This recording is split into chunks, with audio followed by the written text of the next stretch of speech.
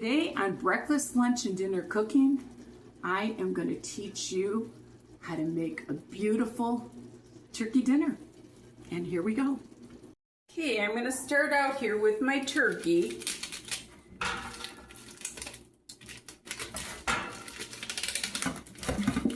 And what you want to do is just get the plastic off of it.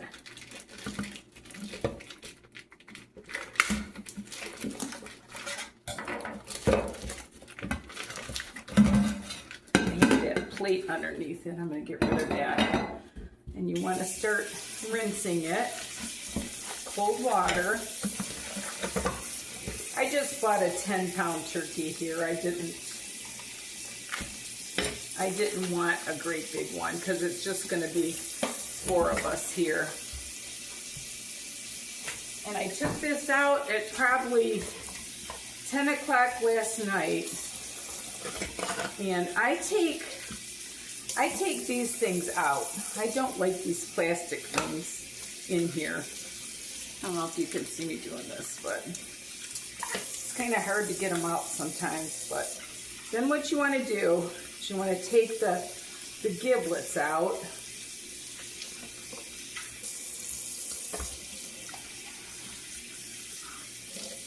I'm going to get this thing out of here if I can. Giving me a fight, but I'm gonna win. Well, I got part of it out anyway. Okay. Now you want to take the giblets out and rinse them off. And I'm gonna put them in a pan from the giblet dressing. I don't have a lot of space in this kitchen, but my new kitchen's going to have a lot of space. Okay, so I'm going to put the giblets in there. Whoop. And I am going to use filtered water, and I'm going to boil those up to get some of the broth for my dressing. Set that to the side for right now. And then, you just want to make sure all the ice is out. There's one little chunk of ice yet in there. And just rinse it off real good, like so. And I'm just going to put it in my roasting pan, like so. Wash my hands real good. And I am going to let that rest for a bit. And I'm going to take you over to the other side and we're going to start the dressing. Dry my hands off here. Okay. Okay, so what I'm going to do is I am going to put a little bit of salt in my, probably half a teaspoon of salt in my giblets there. And I got them going. And now what I'm going to do is I'm going to cut up my celery.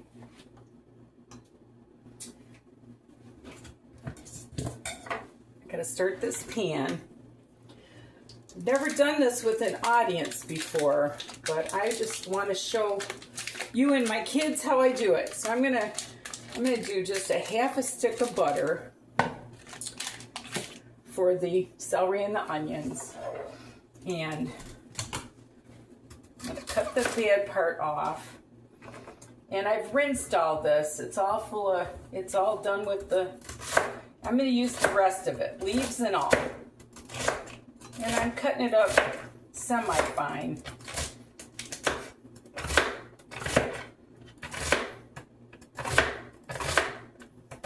The leaves don't hurt it a bit.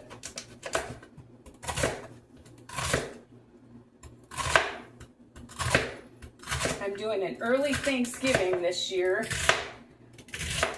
because my brother Tom is going to be out of town and it's his birthday today. So I told him, how would you like to come over for Thanksgiving dinner on your birthday, the 21st? And he said, sure, no problem. So, all right. So I've got the butter in the pan. I'm going to go ahead and Circle that around a little bit. And I'm going to throw my celery in.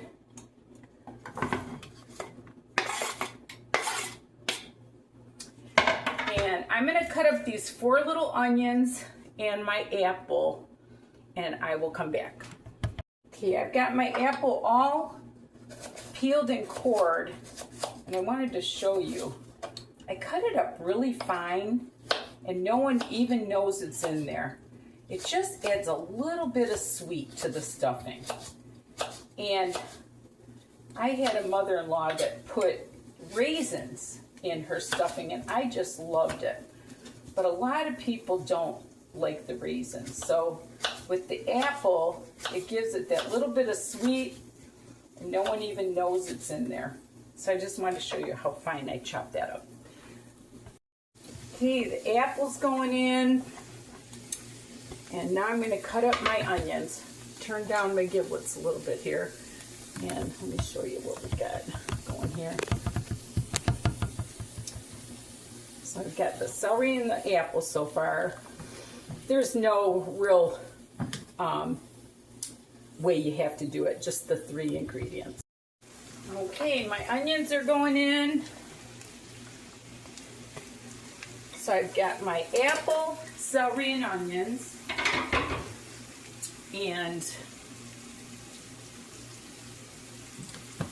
get those all going. And when they tender up a little bit and my giblets get done, I'll show you what else we're going to do. Okay, before they get totally tender, I'm going to add just a little tiny bit of sage. You don't want a lot. Sage goes a long way. This is probably a 1/4 teaspoon. You don't want to do a lot.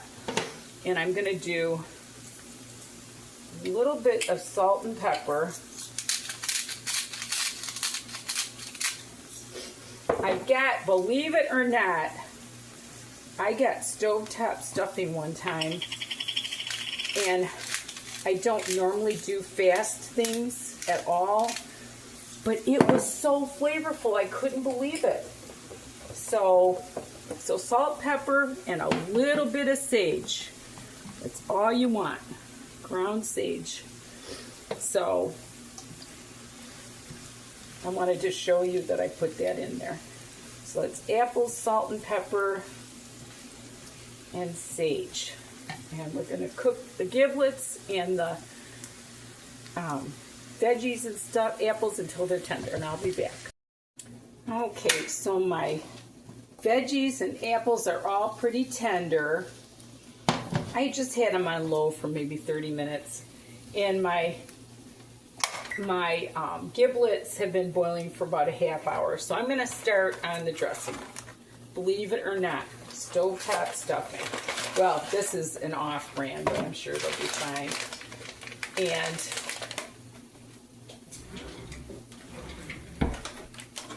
what I did is I was going to dump that in.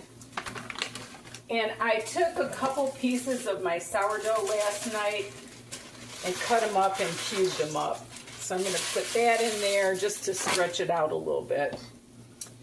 Then I'm going to take my broth from my giblets.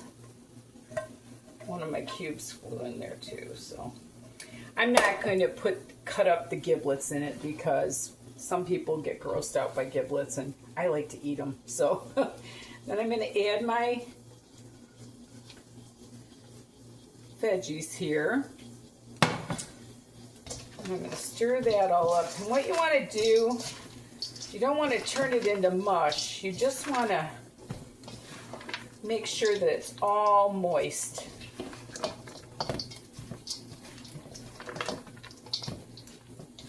You don't want dry stuffing. So I think I'm going to add just a little tiny bit more water, just to make sure it's good and moist.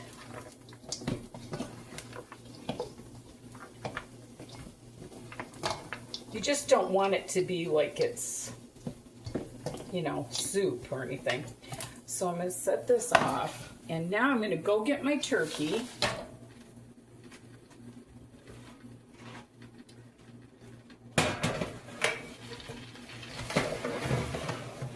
And we are going to stuff the turkey. You know what I get? Oh, I guess it's not a lot of water. So what you want to do is you want to just start stuffing the turkey. Just put it in there. A lot of people say, oh, you can't do that anymore. It's not safe. That's not true. I've done this my whole life, and I'm 69 years old. And you just want to keep putting it in there. That's why I don't like to tie up the legs, because I want to have plenty of room for my stuffing. And if it doesn't all fit, this is only a 10-pound turkey. So if it doesn't all fit, you can always put it in another dish and bake it too. Since you've got that Giblet broth in there, it gives it the flavor of the turkey. And I just keep packing it on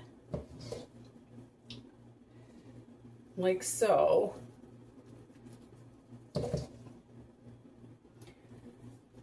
Like that. And then I turn it around and I do the back end. Usually there's a little more skin over it, and if some falls down into the tray, it's not going to hurt a thing, because it's just become part of the gravy when I'm done. So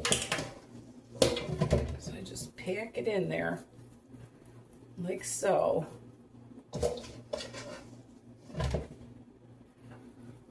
Yeah, I could not get over how good that stovetop stuffing was. I usually just buy the cubes, but it just gives it this was the turkey flavor. And it usually just gives it a really nice flavor. Okay, so I got that done. So there's my turkey. And what I'm gonna do now, usually the skin covers the breast. I think I might put a little bit of, just a little bit of butter on that end, just to make sure that it doesn't, dry up. And then I'm gonna get my aluminum foil.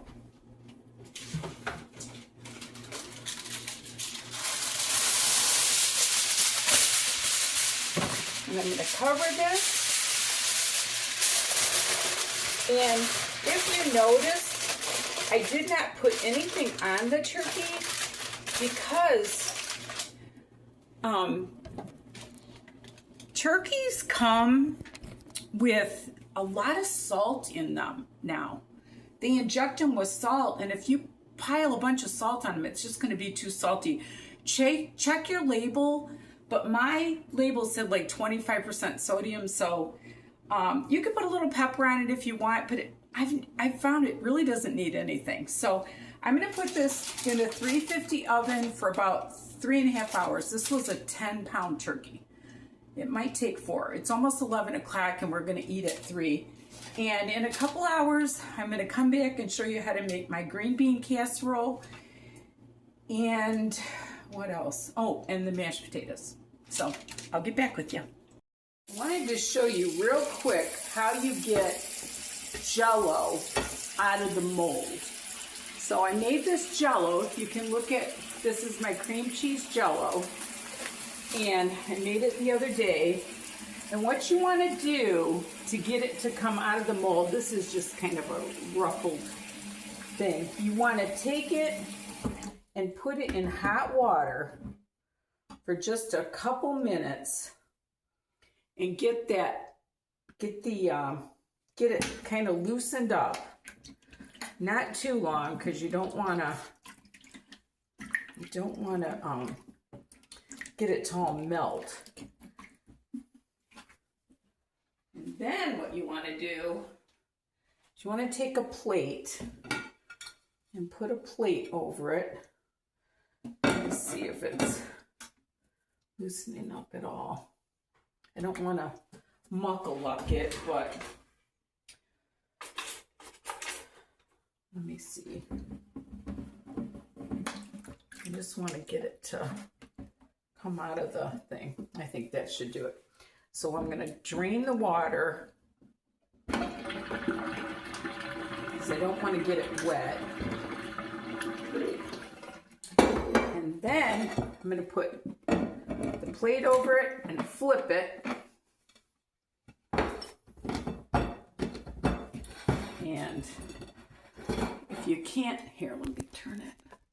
If you can't get it to come, you just kind of want to start loosening it with your one finger a little bit. Oh, come on, Sal.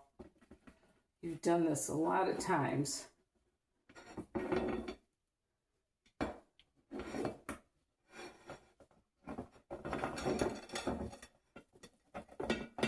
Oh, come on, Jell-O. Oh, for heaven's sakes. There we go. Now I got it. And see, it comes out of the mold. And that plate didn't really, or that bowl didn't have as much of a fluted edge as I thought it would. But then what you want to do is just take your paper towel and pretty up your plate a little bit. And that's how you serve it. And, you know, if I would have had like a Jell-O mold, it would have been a lot prettier. But see, now it's ready to serve. And if you want to see that recipe, it's on one of my other videos. And I'm going to do the same thing with my cranberry sauce I made the other day. There's a video on that too. I also wanted to tell you that I'm going to be having my brother over for an early Thanksgiving because I'm going to Virginia for Thanksgiving. But anyway, I'm going to take a picture of all the food, the rolls and the candied yams and everything. And if you want to go see how I did all those, you can look on my previous videos. And I always put out a little tray of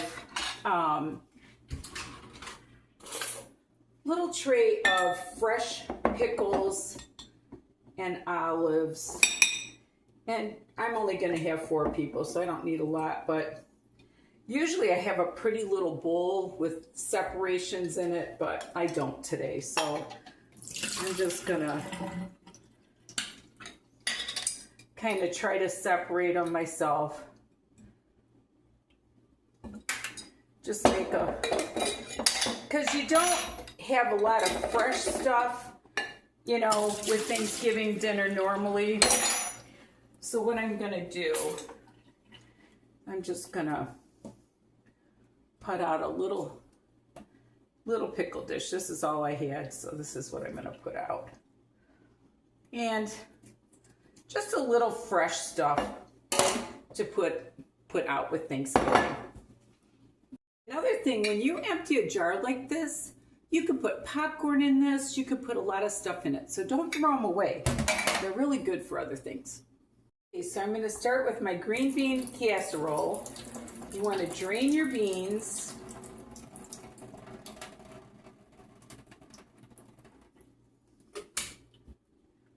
Take the lid out.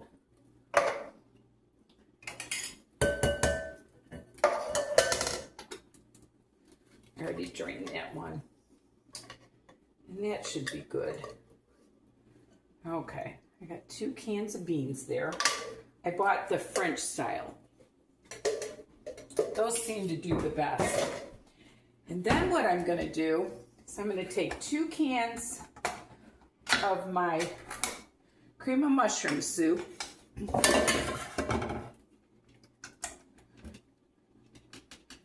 And I am going to heat that a little bit.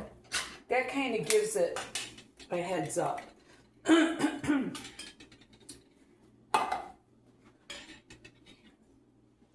know what? I think I'm going to do a 3rd can It doesn't look full enough.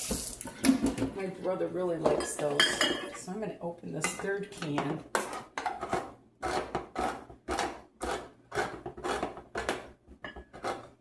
Okay. Drain that out.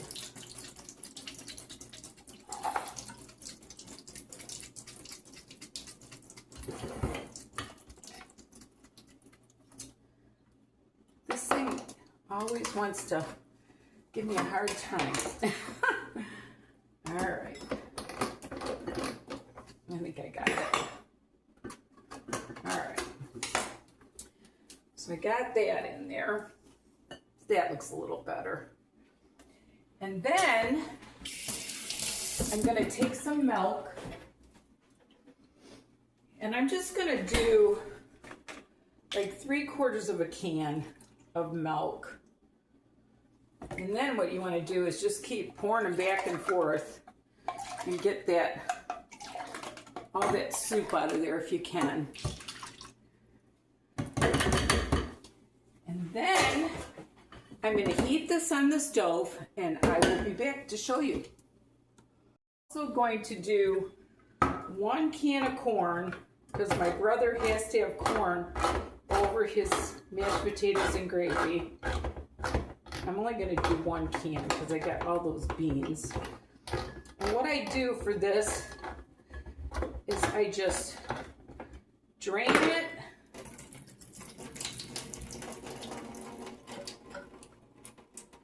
Like so. Oh, Sally, in the cans. Okay. Drain it. And I put it in a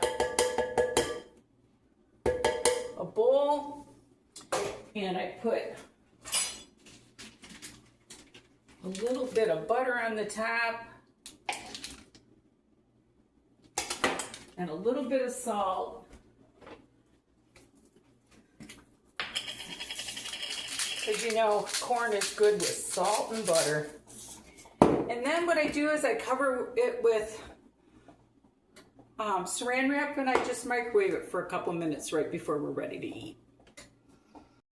Okay, so I got the mushroom soup heated up, and I did end up adding a little bit more milk, so just 1 can of milk, not 3/4 can of milk. And putting that in there, and then I'm just gonna fork it around a little bit just to make sure it's all in there. And by heating up the mushroom soup ahead of time, it just makes it so you don't have to bake it as long. Just make sure it's all kind of evenly in there. That looks good. And then you want to put got those crispy onions to go on the top. And I'm just going to sprinkle those on. That's the best part.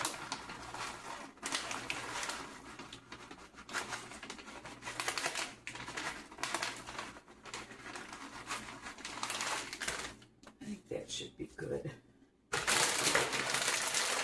Maybe just a little bit more. You can't get too many of these. They're so yummy.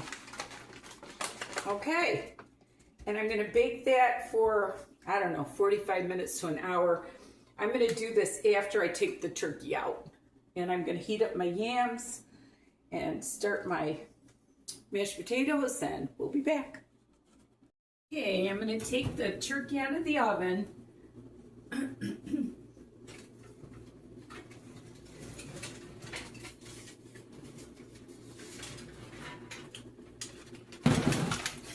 And I'm going to take the aluminum foil off if I can without hurting it. Shut the oven here. I don't want to tear the skin off.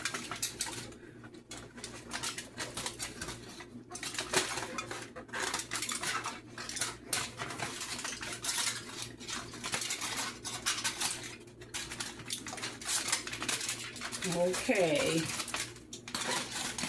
I'm going to set that aluminum foil aside, and I'm going to let this bake for another half hour so that it gets all browned and nice. Okay, I'm going to take the turkey out of the oven now.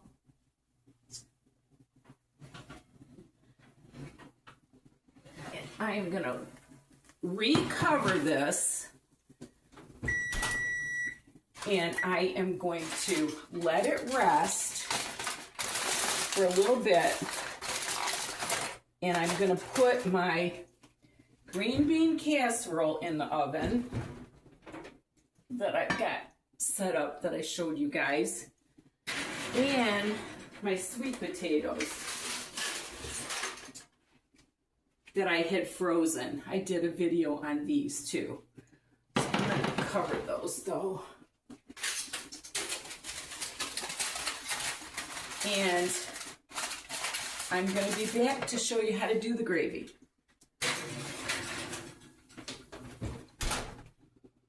Okay, now I'm going to make my gravy. I added a little bit of butter to it. And now what I'm going to do is I'm going to take some flour, and I'm going to sprinkle the flour in like so.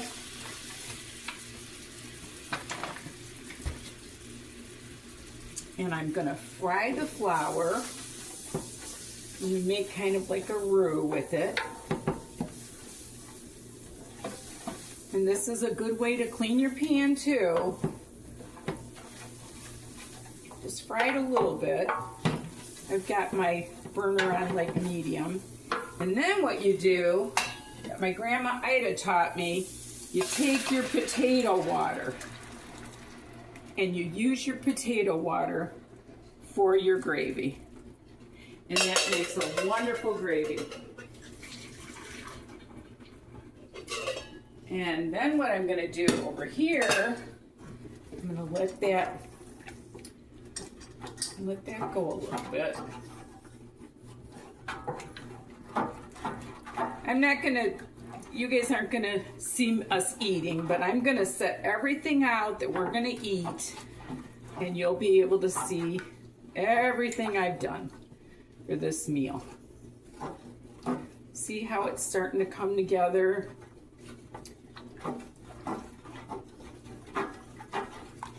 You want to get it bubbling.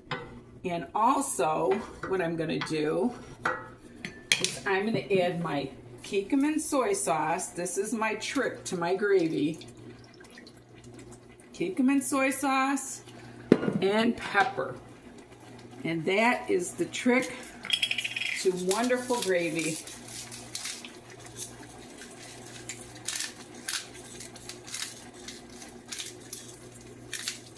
Nice cracked pepper. If I can get this thing to go. And look at that gravy. And I think what I'm going to do, you want to cook it just for a little bit. I think what I'm going to do is I'm going to strain it a little bit before I put it. I've got a gravy boat here that I'm going to put it in, and I'm just going to strain it a little bit, and I'm going to mash my potatoes, and that's it. I hope you enjoyed my Thanksgiving dinner video. Thank you so much for watching, and remember, there's nothing you can't do if you put your mind to it. I love the Lord with all your heart. Bye now.